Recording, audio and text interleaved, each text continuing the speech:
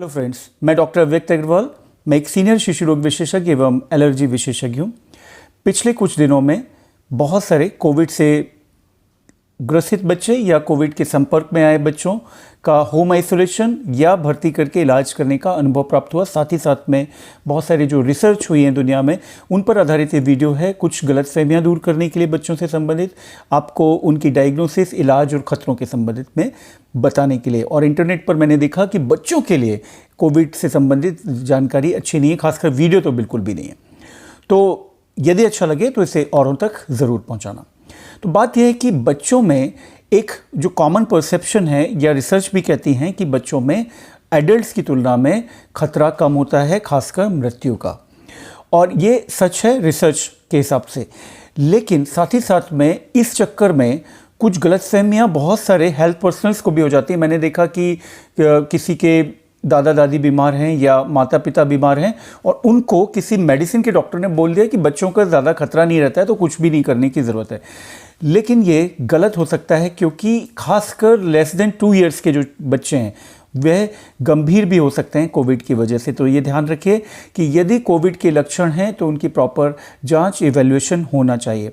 अब होता है कि पेरेंट्स बीमार हो गए कोविड से, कहीं भर्ती हैं या होम आइसोलेशन में, तो वो कहीं लेके नहीं जा सकते हैं बच्चों के डॉक्टर के पास या कहीं भी, उनको मोस्टली ऐसा भी होता है। तो आप ये कर सकते हैं कि आजकल ऑनलाइन प्लेटफॉर्म्स जो हैं, जैसे कि बहुत सारे ऑनलाइन प्लेटफॉर्म्स हैं, डॉकऑन वगैरह, उनके थ्रू आप किसी डॉक्टर को कांटेक्ट कर सकते हैं बच्चों के, या आपके अपने मोहल्ले के डॉक्टर होंगे जो आपको मदद कर सकते हैं व्हाट्सएप वगैरह के थ्रू। तो ज़रूरी है कि एक इवैल्यूएशन कम से कम डॉक्टर को पता हो कि बच्चे को क्या लक्षण हो रहे हैं। ठीक है, लेस देन 2 ईयर्स में खासकर ध्यान रखना है, और यदि लेस देन 1 है बच्चा या लेस देन 6 मंथ है तो और भी ज़्यादा ध्यान रखने की ज़रूरत है। हम लोगों ने काफ़ी सारे बच्चे, गंभीर बच्चे भी ठीक किए हैं मेडिकल कॉलेज में, जबलपुर में भर्ती हुए थे जो। लेकिन साथ ही साथ में हमने 2 बच्चे खोए भी हैं जो कि अत्यधिक गंभीर हालत में लाए गए थे। तो इसको, क्योंकि ये अनिश्चित बीमारी है, अनप्रिडिक्टेबल डिसीज़ है।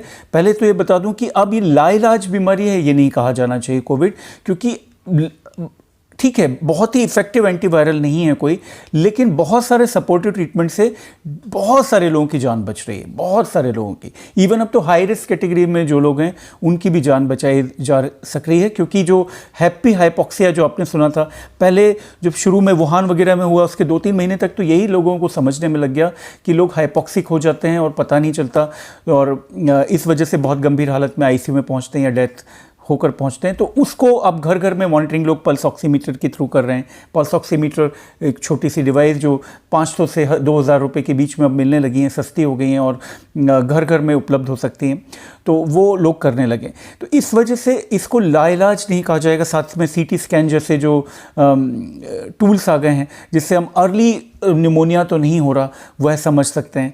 तो अर्ली डिटेक्शन बहुत इंपॉर्टेंट हो गया। फिर एंटीवायरल ड्रग्स जो आई हैं रेमडेसिविर जैसी, वह भी डेफिनेटली इफेक्टिव है, बहुत सारे रिसर्च आर्टिकल्स में दिख रहा है, हालांकि अर्ली स्टेजेस में इफेक्टिव है जब वायरल रेप्लिकेशन हो रहा हो। तो इसको लाइलाज नहीं कह सकते। फिर स्टेरॉइड जो डेक्सामेथासोन, हम अर्ली साइटोकाइन स्टॉर्म जो होता है, जो बच्चों में भी हो सकता है, साइटोकाइन स्टॉर्म को जल्दी समझने के हमारे पास ब्लड टेस्ट आ गए हैं, जो पहले ये नहीं थे। पहले आप यदि शुरुआत के 3-4 महीने तो अंडरस्टैंडिंग ही नहीं थी कि कोविड में डेथ होती क्यों है। जो ब्लड क्लॉट्स होते हैं उनके खिलाफ जो ड्रग्स आई, और ये पैथोलॉजी समझे हम तो कि क्यों होती है डेथ, तो इसकी वजह से अब ये लाइलाज नहीं रह गई है। हालांकि और बेहतर ट्रीटमेंट ऑप्शंस, जो कि भर्ती ही ना करना पड़े या डेथ के रिस्क को बिल्कुल ही ख़त्म कर सके, इसकी अभी ज़रूरत और होगी। बट बहुत हद तक ये लाइलाज शब्द अब इसमें कोविड में यूज़ नहीं होना चाहिए। एनीवे, मैं बात कर रहा था बच्चों की। तो बच्चों के सिम्टम्स पर हम बात करते हैं। बच्चों में कई बार कोई सिम्टम नहीं हो सकते हैं और बच्चे बिना सिम्टम के कोविड होकर ठीक हो सकते हैं, इसकी संभावना भी है। ठीक है, जैसे बड़े भी होते हैं।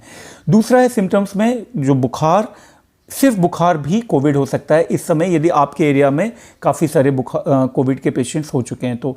ठीक है, तीसरा है सर्दी खांसी के साथ यदि बुखार है तो बहुत ज़्यादा संभावना है, यदि आप एंडेमिक, हाइपर एंडेमिक एरिया में कोविड के, तो कोविड हो सकता है। लेकिन इसमें मैं जो तरीका अपनाता हूँ क्लिनिक पर अपने या मेडिकल कॉलेज में, वही अपनाता हूँ जानने का कि इसको कोविड की संभावना हो सकती है क्या बच्चे को। मैं ये क्वेश्चन पूछता हूँ, क्या किसी और के घर में किसी और सदस्य को पिछले 10 दिन में बुखार हुआ है क्या। यदि घर में एक से ज़्यादा सदस्य बीमार हैं तो बिल्कुल कोविड टेस्ट के लिए जाइए, क्योंकि बहुत सारी बीमारियां एक से ज़्यादा सदस्य को साइमल्टेनियसली नहीं हो रही होती हैं। ऐसे करके मैंने काफ़ी सारे लोगों की डायग्नोसिस बनाई है जो ये मान नहीं रहे थे कि हमें कोविड हो सकता है।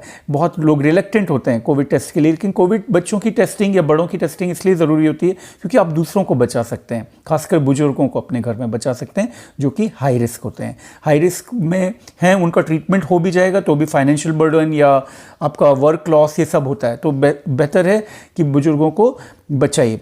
दूसरा, बच्चे जो तो मैंने बताया आपको सर्दी खांसी बुखार, इसके अतिरिक्त बच्चों में कभी कभार सिर्फ पेट दर्द, लूज मोशंस और बुखार, इस तरह से भी कोविड के केसेस आते हैं। कभी कभी कोविड के केसेस बच्चों में ठीक हो गया बच्चा, अभी हमारे पास एक बच्चा ऐसा आया था जो ठीक हो गया, लेकिन 1 महीने बाद तेज़ बुखार और रैशेस और कहीं कहीं जॉइंट पेन, इरिटेबिलिटी के साथ आया। ये कावासाकी डिसीज़ जैसे एक होती है उसके जैसे लक्षणों के साथ आते हैं। ये कोविड वायरस की वजह से नहीं है, कोविड वायरस के खिलाफ जो ऑटोइम्यून रिस्पॉन्स पैदा होता है उसकी वजह से इस तरह के केसेस भी बच्चों में पाए जाते हैं। कभी कभी हमने ये भी देखा कि बच्चों में मेनिंजाइटिस, जो मस्तिष्क ज्वर जैसे फीचर्स, खासकर यदि बच्चे अर्ली दिखाए नहीं गए डॉक्टर को या कोई ट्रीटमेंट या कोई जांच नहीं हुई है रिलेवेंट, तो वो मेनिंजाइटिस के फीचर्स के साथ भी बच्चे आ सकते हैं, जिसमें झटके आना, बेहोशी आना, ये सब भी हो सकता है। लेकिन आमतौर पर ज़्यादातर बच्चे खुद ब खुद ठीक हो जाते हैं। बट इसमें ये समझने की बात है कि बच्चे वायरस के वाहक हो सकते हैं। मतलब बच्चे तो खेल कूद रहे हैं, हल्का फुल्का बुखार हुआ है, लेकिन वो अपने दादा दादी, नाना नानी, माता पिता तक वायरस को ले जा सकते हैं। इस वजह से भी ज़रूरी है कि बच्चों को यदि लक्षण लग रहे हों तो डॉक्टर को संपर्क करें, उनको आइसोलेट करने के लिए भी प्रयास करें बिना उनकी देखरेख को प्रभावित किए हुए। ठीक है, जैसे एक परिवार मेरे पास आया था तो उनकी बच्ची 6 साल की बच्ची, सारे परिवार को हो गया था कोविड और वो बस अकेली बच्ची थी जिसको नहीं हुआ था, तो उसको आइसोलेटेड करके, वो इतनी कोऑपरेटिव बच्ची थी कि 6-7 साल की उम्र में उसने अपना खुद का पूरा ध्यान रखा, खुद वो मतलब सब अपनी देखरेख खुद करती थी और यहाँ तक कि अपने छोटे भाई की भी देखरेख करने लगी थी। वो 7 इयर्स के अराउंड की बच्ची। तो कभी कभी ऐसा होता है कि कोविड पॉजिटिव मदर है और बच्चे के साथ ही रखना ज़रूरी है, खासकर डिलीवरी के बाद न्यूबॉर्न। तो ऐसे करके हम लोगों ने बहुत सारे बच्चों को देखा है, करीब 45 बच्चों को, जहाँ पर माँ पॉजिटिव थी और न्यूबॉर्न जो है उसको हम कैसे केयर करें। तो उसमें हम ये अपनाते हैं कि माँ का दूध बंद नहीं करना है, माँ का दूध चालू रखना है, लेकिन माँ दूध पिलाते समय मास्क पहनेगी और दूध पिलाने के बाद बच्चे को एक अलग कॉट में रख दिया जाएगा। ठीक है, ये मेन प्रिकॉशन है और इम्पॉर्टेंट है कि माँ का दूध दिया जाए, क्योंकि ब्रेस्ट मिल्क में ये वायरस आता भी हो तो बहुत लो कॉन्सेंट्रेशन में शायद होता हो। अभी प्रॉपर रिसर्च नहीं है, फिलहाल के कॉन्सेंसस ये है कि ब्रेस्ट मिल्क देना है। दूसरा, वर्टिकल ट्रांसमिशन भी कुछ केसेस में मिला है लेकिन बहुत सारों में नहीं मिला। वर्टिकल ट्रांसमिशन का अर्थ है कि जच्चा से बच्चा में आना डिलीवरी के समय। ओके, तो न्यूबॉर्न्स हमारे ज़्यादातर निगेटिव आए और जो 5 पॉजिटिव आए थे वो भी ठीक हो गए थे। तो ये थी बात बच्चों में सिम्टम्स की। अब आते हैं डायग्नोसिस में क्या करना है। डायग्नोसिस में आपको PCR RT टेस्ट करना होता है जो नाक से होता है। रैपिड टेस्ट मुश्किल होगा, बच्चे मुंह नहीं खोलेंगे प्रॉपर, थोड़ा तकलीफ दे होता है और उतना रिलायबल भी नहीं होता, तो बेस्ट है RT PCR कर लें। ठीक है, यदि आपको सिम्टम्स लग रहे हैं तो CT चेस्ट की बच्चों में उतना रूटीनली ज़रूरत नहीं है, लेकिन 3 से 4 दिन के बाद साइटोकाइन स्टॉर्म के जो टेस्ट होते हैं जैसे कि CBC, CRP, डी डायमर, ये टेस्ट करवा लेना चाहिए 3 से 5 दिन के बीच में, और इनमें यदि गड़बड़ी लग रही हो तो उसके अनुसार स्टेप लेना चाहिए। जब मैं यहाँ तक बात कर रहा हूँ तो यूजली ये बच्चे घर पर ही ट्रीट हो रहे होंगे, होम आइसोलेशन में होंगे। यदि उनको सांस लेने में कोई दिक्कत नहीं है, कोई झटके नहीं, कुछ नहीं, बच्चा खेल रहा है, खा रहा है, तो बिल्कुल घर में ही रहेगा वो। ठीक है, लेकिन 3 से 5 दिन के बीच में ये जांचें करा लें। मैंने एक बच्चा ऐसा देखा जिसका डी डायमर काफ़ी अधिक था और उसको फिर हम लोगों ने डिसाइड किया कि भर्ती किया जाए। ठीक है, तो कई बार बच्चे अपेरेंटली उतने ख़राब नहीं लग रहे होते हैं, लेकिन रिपोर्ट्स में कुछ ऐसा दिख सकता है जहां पर आपको इंडिकेशन हो कि नहीं, कुछ हम थोड़ा कॉशियस होकर ट्रीट करें। दूसरा, चेस्ट एक्सरे भी आप कर सकते हैं 4 से 5 दिन के बाद। CT चेस्ट 12 साल से छोटे बच्चों में उतना ज़रूरत नहीं है, हाँ, लेकिन उनको यदि बहुत खांसी हो या सांस में दिक्कत हो तो इसकी ज़रूरत हो सकती है। अब हम आते हैं ट्रीटमेंट पार्ट पर। तो एडल्ट्स में आजकल एंटीवायरल ड्रग आ गई हैं, जैसे कि फेविरापिविर है या रेमडेसिविर है, ये दी जाती हैं। लेकिन बच्चों में अभी एंटीवायरल ड्रग्स का अप्रूवल नहीं है, ठीक है, खासकर लेस देन 12 ईयर्स की एज में। लेकिन एक्सेप्शनल सर्कमस्टेंसेस में डॉक्टर को यदि लग रहा है कि ये 100% कोविड है ही और उसको निमोनिया वगैरह डेवलप हो रहा है तो और अर्ली वायरल रेप्लिकेशन फेज में है, तो रेमडेसिविर जैसी दवाओं का प्रयोग डॉक्टर के स्वविवेक पर डॉक्टर्स कर सकते हैं, हालांकि इसका अप्रूवल नहीं है। तो क्या करना है ट्रीटमेंट पे? होम आइसोलेशन में है बच्चा तो जस्ट सपोर्टिव ट्रीटमेंट है, जैसे फीवर है तो पैरास्टामोल है। आप एक एंटीबायोटिक यूज़ कर सकते हैं, छोटे बच्चों में डॉक्सीसाइक्लिन अवॉइड की जाती है तो एजिथ्रोमाइसिन, और यदि 8 साल के ऊपर का बच्चा है तो डॉक्सीसाइक्लिन वगैरह भी यूज़ की जा सकती है। ये मैं ये नहीं बोल रहा हूँ कि आप इसको ट्रीट करें, ये वीडियो देखकर कोई भी आम आदमी ऐसा ना करे। डॉक्टर्स के लिए ये वीडियो, क्योंकि डॉक्टर्स भी देखेंगे, मेडिकल पर्सनल्स देखेंगे, उनको भी गाइड करने के लिए एक रफ गाइडेंस है ये, ठीक है। तो एजिथ्रोमाइसिन जैसी दवा दी जा सकती है, हालांकि एंटीबायोटिक्स का डायरेक्टली कोविड में कोई रोल नहीं है, ठीक है, बट सेकेंडरी इन्फेक्शंस के लिए ओके। दूसरा, आइवरमेक्टिन जो टैबलेट दी जाती है एडल्ट्स में, वो बच्चों में भी यूज़ की जा सकती है, काफ़ी हद तक सेफ है, 5 डेज़ के लिए दी जा सकती है। डोजिंग डॉक्टर आपके वेट के हिसाब से बच्चे के तय करेंगे, ठीक है। आप इन सब चीज़ों के लिए, क्योंकि बच्चा घर पर आइसोलेटेड है, तो कोई ऑनलाइन प्लेटफॉर्म का यूज़ करके अपने डॉक्टर से बात कर सकते हैं, ठीक है। इसके अतिरिक्त vitamin C, zinc, calcium, vitamin D ये जो दिया जाता है, इसमें कोई हर्ज नहीं, दिया जाए। बहुत छोटे बच्चों को भाप वगैरह देना रिस्की हो सकता है, बहुत संभल कर दें यदि देना भी है तो, क्योंकि जल कर भी आते हैं बच्चे, और कई बार लोग सोचते हैं सिर्फ गर्म पानी से जलेंगे, डायरेक्ट स्टीम से जल जाते हैं बच्चे, और फिर बहुत गिल्ट होता है पेरेंट्स को, ठीक है।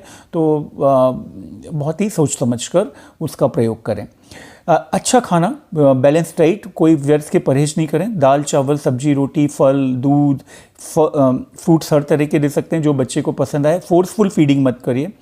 बच्चे को यदि वोमिटिंग्स वगैरह हो रही हैं तो एंटी एमेटिक जो वोमिटिंग की दवाएं उनकी ज़रूरत हो सकती है, और उस समय आप ज़बरदस्ती ना खिलाएं बच्चे को।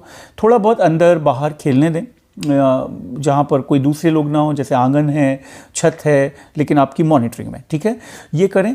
और एंटीवायरल ड्रग्स की आमतौर पर ज़रूरत होती नहीं है, बच्चे थोड़े दिन में ठीक होने लगते हैं और हो जाते हैं। अभी मैंने एक बच्ची देखी थी जिसको डेंगू भी पॉजिटिव था और कोविड भी तो ठीक हो गई वो फॉर्चुनेटली, और घर पर ही रहकर ठीक हो गई।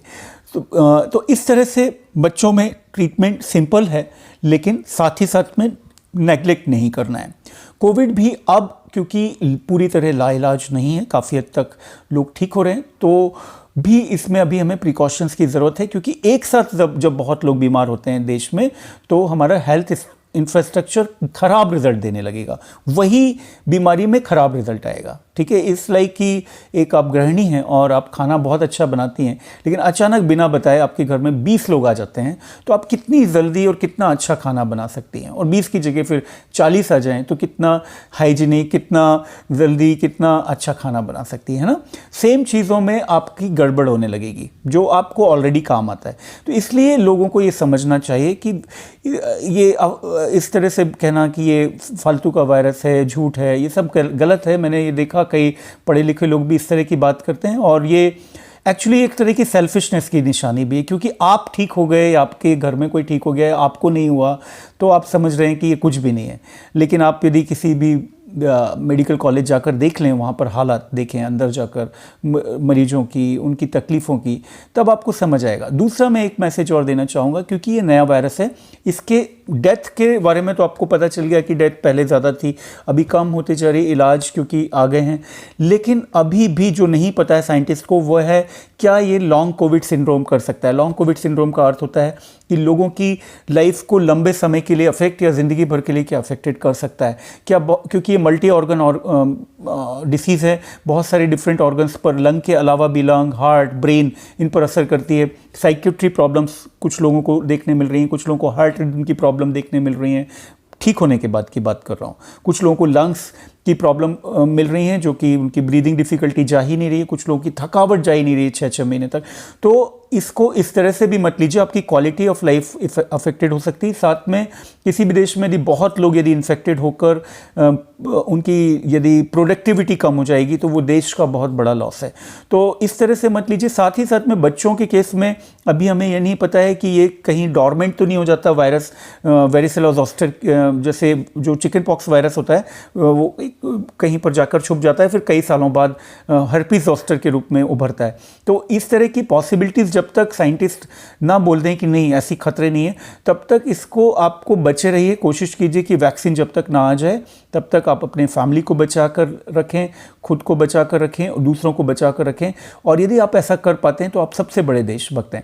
आपके अपने विचार हो सकते हैं कि ये वायरस कुछ भी नहीं है, लेकिन इसको आपको दूसरे, तो आप मत अपना प्रिकॉशन लीजिए, लेकिन आपको हक नहीं है कि दूसरे को आप बीमार करें, दूसरे के लिए इरिस्पॉन्सिबल बने, ठीक है। और तो ये विचार, ये कॉन्स्पिरेसी जो आप मानते हैं इसको मानिए, लेकिन दूसरे को मत अफेक्ट करिए। और देखें तो हर व्यक्ति के जान पहचान में कुछ कुछ डेथ्स की एग्जांपल्स आपको दिख रहे होंगे। फेसबुक टाइमलाइन पर देखें तो कभी इतनी श्रद्धांजलि पोस्ट आपने शायद नहीं देखी होंगी। तो ऐसा नहीं है कि इस वायरस ने लोगों को हमसे छीना है। कितने सेलिब्रिटीज़ जिनको लोग जानते थे वो चले गए हैं, लेकिन उतना क्योंकि हम भारतीय लकी रहे कि थोड़ा लेट आया तो उससे हम तैयारियों का भी मौका मिला। साथ ही साथ में इस बीच वायरस को समझने लगे, उसकी पैथोलॉजी, वो कैसे मारता है, हाइपोक्सिया क्या होता है, उससे कैसे उसे डिटेक्ट करें, निमोनिया को जल्दी डिटेक्ट करने का तरीका क्या है, एंटीवायरल ड्रग्स कुछ आ गई। जो साइटोकाइन स्टॉर्म से बहुत सारी डेथ होती थी 11वें 12वें दिन पर, 9वें दिन पर ठीक होता था मरीज और सडन डिटोरेशन होता था। साइटोकाइन स्टॉर्म को जल्दी समझने के टेस्ट आ गए और उसको ट्रीट करने के लिए स्टेरॉइड्स चमत्कारिक साबित हुए। तो हम इस रूप में लकी रहे, इसलिए भी हमारा डेथ रेट कम हो रहा है। लेकिन फिर भी जिन पर बीत रही है उन पर बीत रही है। और एक ही परिवार में क्योंकि बहुत लोग बीमार हो जाते हैं तो उनका काम का लॉस होता है, फाइनेंशियल लॉस होता है, और बहुत दिन तक जो कमज़ोरी वगैरह बनी रहती है वो सब तो होती है। तो थैंक यू वेरी मच। उम्मीद करता हूँ कि ये वीडियो आपको हेल्प करेगा। डरने की बात नहीं है। हम बहुत हद तक इंडिया को संख्या के रूप में भले ज़्यादा हो, लेकिन हम बहुत चीज़ों में लकी रहे मैं कहूँगा, और हम अच्छा चल रहे हैं अभी भी। डरिए मत, लेकिन प्रिकॉशन नहीं रखते हैं तो वो भी गलत है। डरना भी गलत है, प्रिकॉशन नहीं रखना भी गलत है। Thank you very much.